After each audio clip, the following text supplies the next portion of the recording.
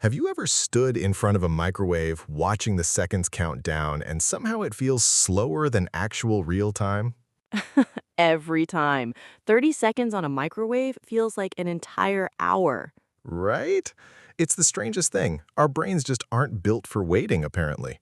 No, we really aren't. We want things now, not in 30 seconds, not in 5 minutes, now. And that's exactly what we're talking about today. Welcome back, everyone, to Joobira Zone. Grab your tea, your coffee, whatever's keeping you company today, and let's get into it. I'm Maya.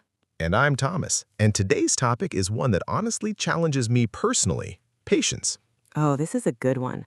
I feel like patience is one of those skills everyone says they want, but almost nobody actually practices. Exactly. We say, I need to be more patient, and then 5 minutes later, we're sighing loudly at a slow internet connection. Guilty. Slow Wi Fi turns me into a completely different person. Same. It's honestly a little embarrassing how quickly I lose my calm over something so small. I think that's actually a perfect place to start because patience isn't usually tested by huge dramatic events. It's tested by tiny daily annoyances. That's such a good point. Nobody's calmly practicing patience during a massive life crisis. It's the small stuff: traffic, slow service, someone walking too slowly in front of you. Oh, the slow walker in front of you on a narrow sidewalk. That's a special kind of frustration. It really is. You can't pass them, you can't rush them, you're just stuck, silently fuming. I feel personally attacked by this example. We've all been on both sides of that situation, honestly. The frustrated person and the slow walker who has no idea they're causing chaos behind them. True. Okay, so let's actually talk about why we struggle with patience so much. Is it just a personality thing, or is there more to it? There's actually a lot more to it.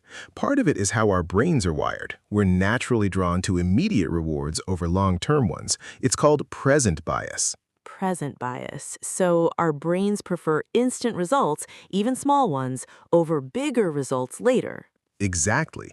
That's part of why waiting feels so uncomfortable. Our brain is basically shouting, I want the reward now, not later. That explains so much about my relationship with online shopping. 1 day delivery feels amazing, but 3 day delivery suddenly feels like an eternity. Right? And it's the same delivery time we were completely fine with just a few years ago. True, our expectations keep shrinking, and our patience shrinks right along with them. That's such an important observation. The more convenience we get used to, the less patience we seem to have left over. It's like a muscle that's slowly weakening from lack of use.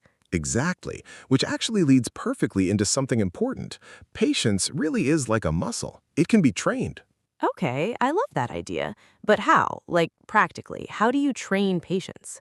One method a lot of people find helpful is intentionally putting yourself in small waiting situations and practicing staying calm. Like, what exactly? Something as simple as choosing the longer line at the grocery store on purpose, just to practice waiting without frustration. Wait, on purpose? That sounds like self inflicted torture. I know it sounds strange, but it's similar to how you'd train any other skill. Small, manageable challenges build tolerance over time. Okay, that actually makes sense. It's like exposure therapy, but for impatience. Exactly. You're teaching your brain, waiting isn't dangerous. I can handle this discomfort. Such an interesting way to look at it. I always thought patience was just something you either have or don't have. I used to think that too, but it's really more like a skill you build through repetition, just like anything else. Okay, let's talk about something super relatable, technology. I feel like modern life has made us incredibly impatient. Oh, 100%. Think about it. A web page that takes more than 3 seconds to load feels unbearable now. 3 seconds? We used to wait minutes for dial up internet, and somehow that felt normal. Remember that sound? That screeching, beeping connection sound? Oh my gosh, yes. And we'd just wait patiently because there was no other option. Exactly. And now if a video buffers for even 2 seconds, people act like the world is ending. It's honestly a little scary how quickly our patience tolerance has shrunk. It really is. And I think part of the solution is being aware of it, recognizing when we're being impatient over something genuinely small. That awareness alone probably helps a lot, actually, just catching yourself in the moment. Definitely. There's a simple question I like to ask myself when I feel that flash of frustration. Is this going to matter in a week? Oh, I like that. Most of the time, the honest answer is probably no. Exactly. A slow checkout line, a delayed text response, a website that's loading slowly, none of that will matter even tomorrow, let alone in a week. That's such a helpful filter. It puts things into perspective really quickly. It really does. Okay, let's talk about patience with other people, because I think that's actually harder than patience with situations. Oh, that's a whole different level of challenge. Right?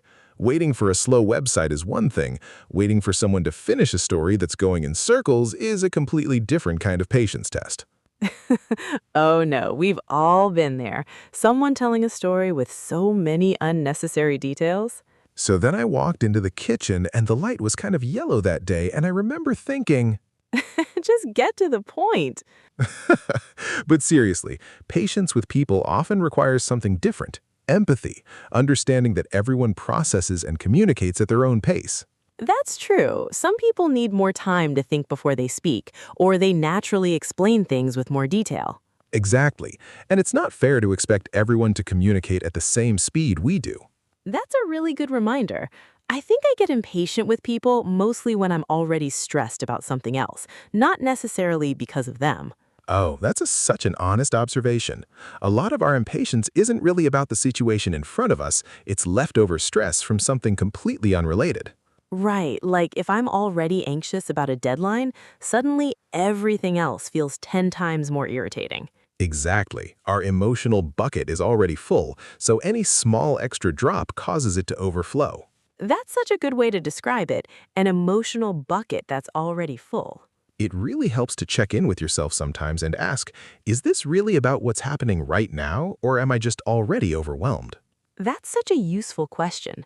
Okay, before we keep going, if you're enjoying this conversation, please hit that subscribe button. It really helps this channel grow, and it means we can keep bringing these conversations to you every single week. Seriously, it makes a real difference, so thank you if you do. All right, let's talk about breathing, because I feel like that's such an underrated tool for patience. Oh, breathing is huge. Even just one slow, deep breath can completely shift how I react to something frustrating. Right? There's actual science behind that too. Slow breathing activates your parasympathetic nervous system, which calms your body down physically, not just mentally.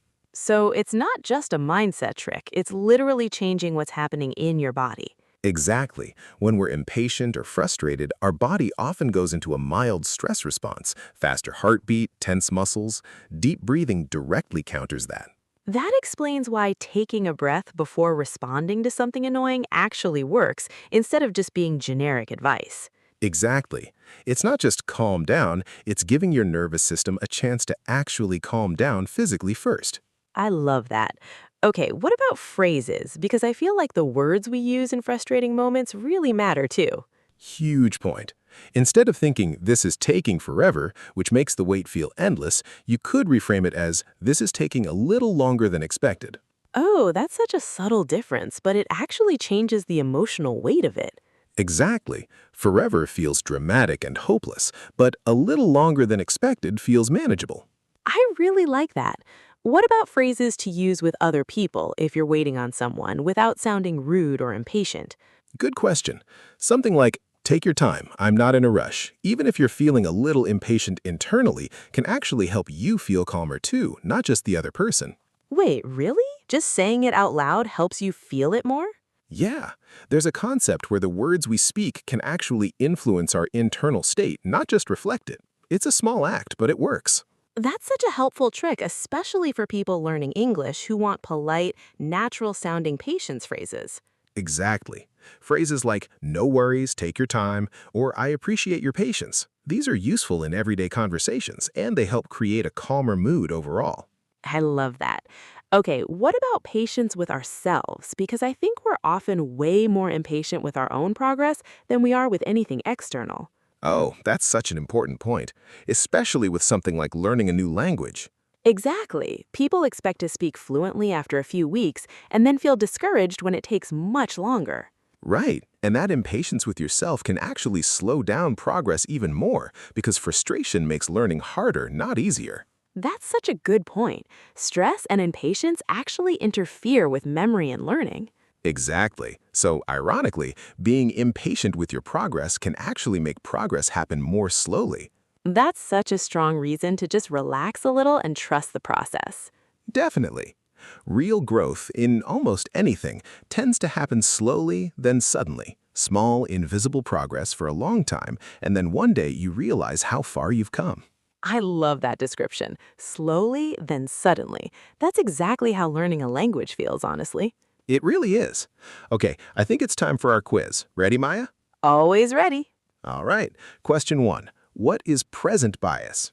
A. Preferring immediate rewards over long-term ones. B. A type of memory disorder. C. A breathing technique. A. Preferring immediate rewards. Correct. Question 2. True or false? Deep breathing only affects your mindset, not your body. False. It actually calms your nervous system physically. Exactly.